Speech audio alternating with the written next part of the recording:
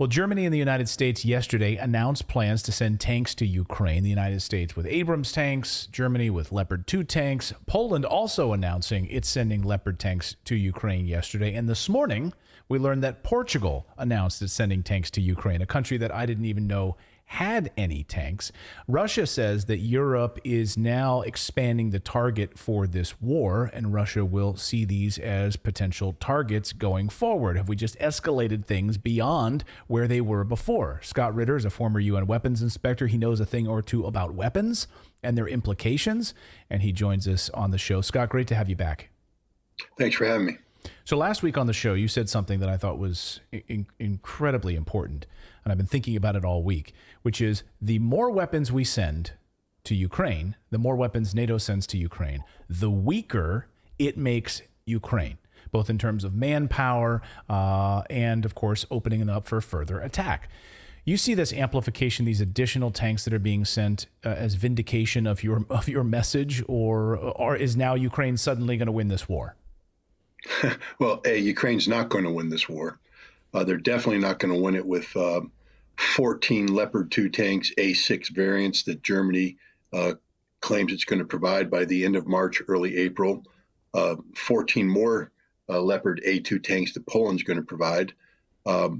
Between 30 and 50 Abrams tanks, which aren't going to show up on the battlefield till the end of this year or early next year, or any other tanks that are going to be provided. The fact of the matter is, these tanks aren't game changers. The Ukrainians have been trained to fight in Soviet-era tanks, T-72s, and their own T-64 updates, three-person crews. They're inheriting tanks right now, or they're going to receive tanks that have four-person crews. Why? Because you have to manually load these tanks. So automatically, the whole concept of putting a crew in a tank and employing the tank is fundamentally changed. And if you haven't trained on this, if you haven't practiced on it, you're just getting into a system. It's like, if I brought you a Formula One car and you've never trained on high-speed driving, and I said, Clayton, take her for a spin. Right. You would be like a little old grandma. And they're, you have no clue what you're doing. You don't know how to handle this piece of machinery. That's going to be the Ukrainians with this equipment. It takes 22 weeks to train an M1 Abrams crew member. I would imagine that the Leopard 2 tank is equally as complex a piece of equipment. And so Germany is going to provide 14 of these tanks in 10 weeks time. So even if the Ukrainians were getting training right now, when they receive the tanks, they're not going to be trained on it, let alone know how to what to do with 14 tanks. If anybody thinks 14 tanks is a game changer, you have no clue what modern war is. These 14 tanks will be chewed up if they ever arrive on the battlefield. But the likelihood of all 14 arriving is slim to none because of the maintenance problems of these tanks. This is one of the things we talked about previously about the different infantry fighting vehicles that were being provided in the maintenance nightmare they presented. For the M1 Abrams tank, under ideal circumstances, for every hour of operation, you need 3 hours of maintenance. And that's with American crews that are actually trained, dedicated military occupation specialties of guys who go through the schools, they know how to do this, and they have the entire system backing them up. In the United States system, we'll have a tank company up front, and behind it is this huge system ready to back it up. With the Ukrainians, we're going to put an M1 Abrams tank company out front, and then there's going to be this thin little umbilical cord that goes back because there will be no direct support. If the tank breaks, it has to be removed from the battlefield, taken back to a place where it can be repaired. It's going to be very difficult for this tank to appear on the battlefield because the Russians right now are a little irritated, and they're going to put everything they have into interdicting these weapons before they get to the battlefield. But let's say they get to the battlefield and they break. That just means they have to run the gauntlet one more time to get fixed and then run the gauntlet again to come back. Every time you do that, you're setting up Ukrainians to die. And this is all that's going to happen. These weapons will have no meaningful impact. Just a news flash for NATO and all the NAFO fellas out there that are sort of cheerleading right now that this is a great thing. For the last 20 years, NATO and the United States have been focused singularly on Afghanistan and the Middle East. The last thing they've been doing is preparing for large-scale ground combat in Europe. The Russians have been preparing for large-scale ground combat in Europe since 2008. In 2016, they fundamentally reworked their organizational structures, and they're continuing to update them today for the sole purpose of closing with and destroying a NATO-style army. That doesn't just mean how NATO fights doctrinally, but the equipment. Every piece of Russian equipment that's in the Russian inventory today has been designed and is intended to kill NATO tanks. So if people think that the Leopard 2 showing up on the battlefield is suddenly going to scare the Russians, you're wrong. They're ready for it, they've trained for it, and they have the equipment to deal death and destruction. And for the Germans, I just don't know what's going through their brains. Yeah. The idea of putting German tanks on Ukrainian soil for the purpose of killing Russians. Man, that didn't work out too good the last time they did it, and it's not going to work out too good this time. Yeah, it seems like instead of going the opposite direction and moving towards peace, we're doubling down on this. Now, Russia, of course, amplifying its rhetoric over the past 24 hours and saying, this is an extension now of the targets, right? You're now opening up the targets. This isn't just the Ukrainian battlefield now. This gives, I mean, you can speak to that a little bit, what you're hearing from Russia now, that you're sort of expanding the battlefield beyond just Ukraine. We're now actively looking at, you have Portugal announcing these tanks are going to be delivered through Spain. They're actively telling us how on rail lines they're going to be delivering these tanks through Spain. So they're going to be coming from Poland and all of these different locations. What do you make of that side from the Russian side of this now? Well, first of all, you have to understand that the Ukrainian defense minister last month just straight out said that Ukraine is a de facto member of NATO. That the Ukrainian army is a proxy NATO force, and that Ukraine's willing to sacrifice its blood, but it must receive the equipment from NATO in order to carry out these tasks. So by his own definition, which then was, you could say, well, that's just an irresponsible, overenthusiastic Ukrainian official. Then you back it up with the meeting of the Ramstein contact group on January 20th, where all of the defense ministers of NATO and other nations who aren't NATO, like Sweden and Finland and such, got together and, without exception, articulated a similar, theory of their involvement, that this is about a NATO war with Russia. The German foreign minister just said it straight up to her European colleagues. Germany is at war with Russia. Let's be clear. Russia has every legal right to attack any place in Europe that is involved in the transfer of these weapons to Ukraine. By agreeing to transfer these weapons to Ukraine, every nation that has said, yes, this is what we're going to do, has become an active participant in the conflict. And under the laws of war, Russia can take them out. Now, here's the good news. Russia is simply putting a marker down and saying, you've just increased our target deck. We can do this. But Russia has been managing escalation from the very beginning. And the last thing Russia wants is to turn this into not just a de facto, but a de jure conflict between NATO and Russia, because now it's nuclear war and it's over. So I don't see, at least in this iteration, Russia reaching out and touching Polish logistics centers, German railheads, Spanish tunnels. I don't see that happening because Russia doesn't need to do that. Russia's winning this war, hands down, and Russia's going to win this war, hands down. But Russia is letting NATO know that if by some strange set of occurrences, all this equipment showed up in Ukraine, and the Ukrainians were able to assemble a mailed fist that threatened Crimea or anything else, that it's game, set, over. I mean, Russia will open up and unleash everything they have on NATO because NATO is an active participant in this conflict.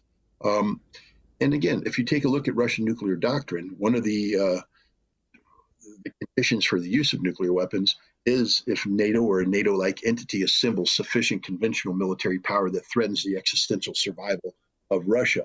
So what NATO is seeking to do, they're not going to accomplish it, but what they're seeking to do is give Ukraine the ability to act as a NATO proxy to threaten the existential survival of Russia, which means Russia, if this actually occurred, would use nuclear weapons, not on Ukraine. They've said it straight up. This isn't going to be a tactical nuclear weapon against Ukraine. They're going to hit NATO. They're going to hit London. They're going to hit Berlin. They're going to hit Paris. They're going to hit Brussels. They're going to hit Madrid. They're going to hit Lisbon. Hey, Portugal, good job. You just made yourself a nuclear target. This is the reality. Now, again, the good news is Russia's winning this war, and they're going to win this war. Russia's ready for this. They're prepared for this. But politically, this is an escalation. And imagine, put yourself in Russia's shoes. What NATO is saying is they want to kill Russians. They want to kill Russians. This isn't some mathematical game with tanks and steel and all this kind of stuff. It's not a computer game. This is reality. Now, I've said that what all they're doing is actually enabling Russia to slaughter more Ukrainians. That's the truth. But let's say that, because the blade of war cuts both ways. That's just the harsh reality of it. That the same blade you'd use to kill somebody is cutting you. And let's say Russia gets away with a 10-to-1 casualty ratio. That's a fantastic ratio, almost impossible to achieve, but they're doing that now. But let's say the new tanks come in and Russia sustains this, and they kill 40,000 Ukrainian troops, which is what's going to happen. Russia's going to lose 4,000 dead. That's 4,000 mothers, 4,000 wives, 4,000 daughters, 4,000 sisters, 4,000 grandmothers and uncles and brothers and sons that are going to lose loved ones. This is unforgivable, literally unforgivable. And remember, this isn't a war that was provoked. It's not an unprovoked act of aggression by Russia. This is something that has been planned by NATO since 2008 when they invited Ukraine to join, something that has been perpetrated by NATO since 2014 when Angela Merkel and Hollande, the French president, conspired with Petro Poroshenko, the Ukrainian president, to use the Minsk Accords as a shield to buy time to build up this NATO proxy army for the purpose of killing Russians. This has been going on since the spring of 2022. We now have the Ukrainian head of intelligence saying the peace agreement that Russia was sitting down in Istanbul to sign with Ukraine that Boris Johnson killed, it was a sham too. It was never going to happen. It was designed to buy time to do what? To kill Russians. To kill Russians. That's right. All this is about. And Lloyd Austin has admitted that when he came out in May of last year and he spoke in Warsaw and he said, we need to bring pain to Russia. Well, pain is a cute little word. It means death. It means dead Russians. It means suffering. And for NATO, the United States, Germany, Portugal, and all others to act on this desire can only generate hate on the part of the Russians. And Europe better pray that the Russians turn out to be a forgiving nation, because what Europe is doing right now is unforgivable. Yeah. Well said. Well said. Scott Ritter, former UN weapons inspector, whose words have been incredibly poignant over the past couple of weeks. We really appreciate you joining us. Thank you for your analysis and insight. And hopefully cooler heads will prevail in Europe. Otherwise, they're going to get us all killed at the end of the day. Scott, great to see you. Thank you so much. Thank you. As Neil in our chat just says, absolute scumbags. Yeah, they are. Absolute. And they're controlling the battlefield right now. They control the future. Lockheed Martin just yesterday saying it's ready with their F-16s, and now Ukraine is saying we want F-16s. Who's going to man that?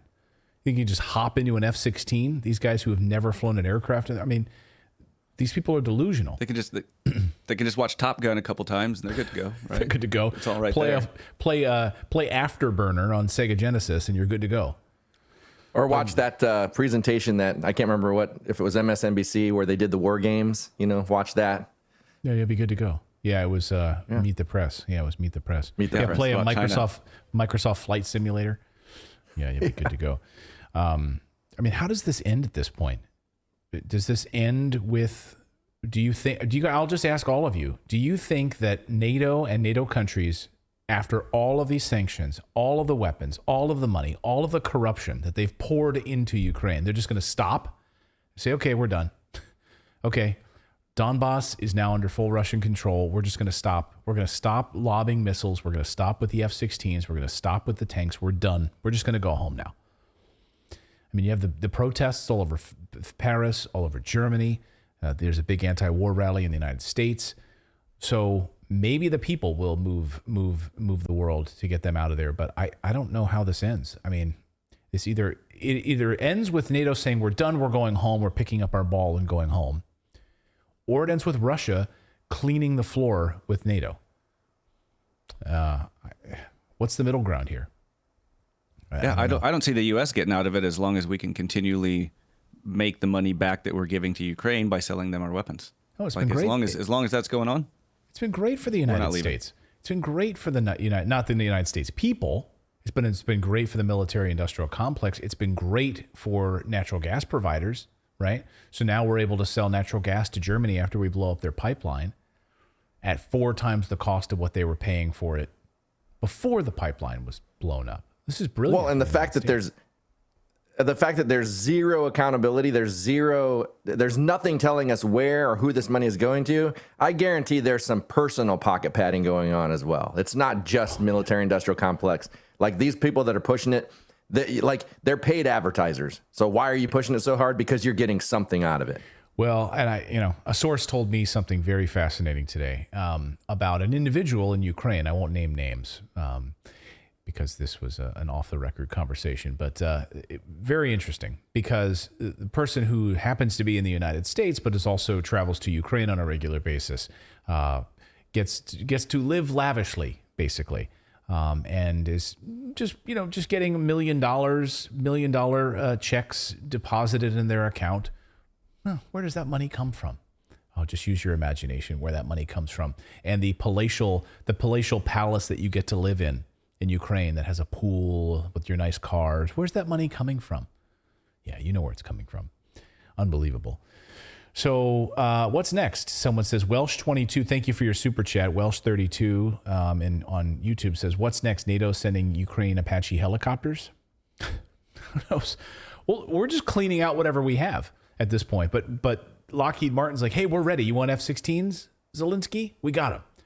I don't care if they blow up the moment we send them, as long as you're paying for them. The moment they arrive, they will be destroyed. Just like any of these tanks that arrive in Ukraine will be destroyed. They're going to be rubble. They're going to be molten lava in a few minutes after they arrive there. Why are we wasting our time, money, and more importantly, human lives with all of this? It's really disgusting.